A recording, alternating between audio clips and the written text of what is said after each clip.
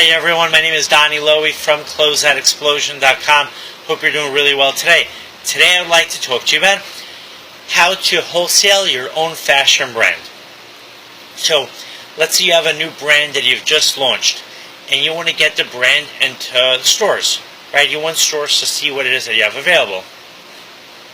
So you have a few different options on how to do that. Now, your options are also going to depend on how popular your brand is. Now, I understand that you might be launching a new brand, but if you already have a grassroots following, you can use that to help you promote your brand. Let's start out by assuming that no one knows about your brand yet. So the first thing you have to determine is, what market is your brand going to appeal to? Right? You want to know who you're intending your brand to be sold to, and you might actually discover that your intention and the reception of the brand might be different. What do I mean by that? You might have a new fashion brand that consists of dresses that are meant for people going to an outdoor music festival.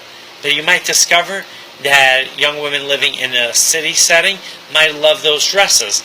So you never know. You have to investigate the marketplace. You have to do your research. You have to see who is going to be interested in buying your dresses, and you do that by actually showing your dresses to the consumers that you're planning to sell to, and then seeing who is receptive to your dresses, who is excited about your dresses, who's willing to buy those dresses. Once you have that information, then you're going to be a lot more confident when you approach retailers and other wholesalers to sell the dresses to. So now let's say you've determined already who is receptive to buying your fashion brand and who is excited about your fashion brand. You're going to use that information, and that's going to be part of your sales presentation. So when you approach a retailer, you're going to show them the research you've done. You're going to tell them if you've made sales, who you've made sales to, at what price point you've made the sales to, and then you're going to show them what are your wholesale prices, and it's going to be below the price that you might have sold some of your fashion to other end users, to the consumers who like your fashion brand, and that's going to help you convince the retailers to go ahead and to stock your brand. Now, retailers get phone calls and emails and faxes. You'd be surprised people still fax out offers, but they get so many offers from so many up-and-coming fashion brands. So if you want your fashion brand to stand out, it has to have a reason why it stands out. It might stand out because it's a fashion brand that appeals to celebrities. It might be based on the style or look of celebrities that are very popular. Or it might have, a marketing plan that's focused on a very specific niche that's not being served in the marketplace. Imagine you discover that there's a niche for your fashion brand in rural women who enjoy hard rock concerts. Whatever it might be, but the more of a niche there is, then the more of a market penetration you're going to be able to have, because other people might overlook that niche, and you actually might be the only fashion brand that is appealing to that niche. Now, a retailer might say to you, hey, look, that's a very small niche. Why should I carry dresses for that niche? Why should I carry shoes for that niche? And you tell them, because look, since you're going to be one of the few retailers that has merchandise for that niche, you're going to be able to actually do pretty well, because you're going to attract customers looking for merchandise for that niche. And once they come to your store, not only will they buy the fashion brand that you're offering them, but they're also going to buy other merchandise that the retailer carries in their store. And now, another approach, which is not a retail approach, is to focus more on wholesale to wholesale business. So you might find wholesalers that are already calling on retail accounts that appeal to the niche or the fashion brand that you're introducing to the marketplace, and make your sales presentation to those wholesalers. So let's say you have a fashion brand that is based on the popularity of country music. So you want to find wholesalers that are already selling to retail stores that carry country-related fashions. And the reason that is because instead of you having to find, let's say, 50 stores and then go ahead and serve and supply 50 different country retail stores, you're going to find one wholesaler that already has accounts with those 50 stores.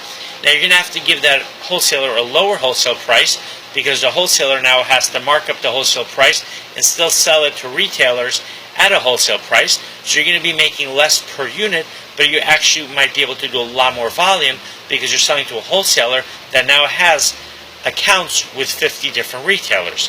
Now, one thing I would suggest, whether you're trying to sell your fashion brand directly to consumers, whether you're selling it to retailers, whether you're selling it to wholesalers who in turn will sell it to retailers, is you need to have a website that really exemplifies the uniqueness and the special attributes that your fashion brand has. Because what a lot of people are going to do is they're going to Google your brand. They're going to go to a website, or to your website hopefully, and see what your brand is about. So if you can have testimonials from people who love your brand, that'd be great.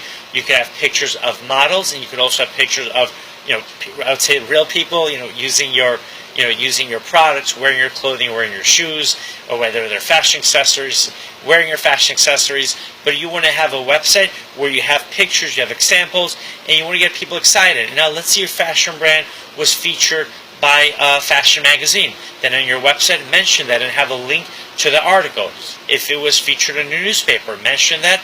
And if there's a link to an online news article, you want to do that. And let's say there is no online presence, meaning the website, or I should say the newspaper that reviewed you, or the magazine that reviewed you, doesn't have a presence online. That's okay. Take a picture of it and include it on your website and let people know that your fashion brand was reviewed by New York Fashion Times. I'm just making that as an example.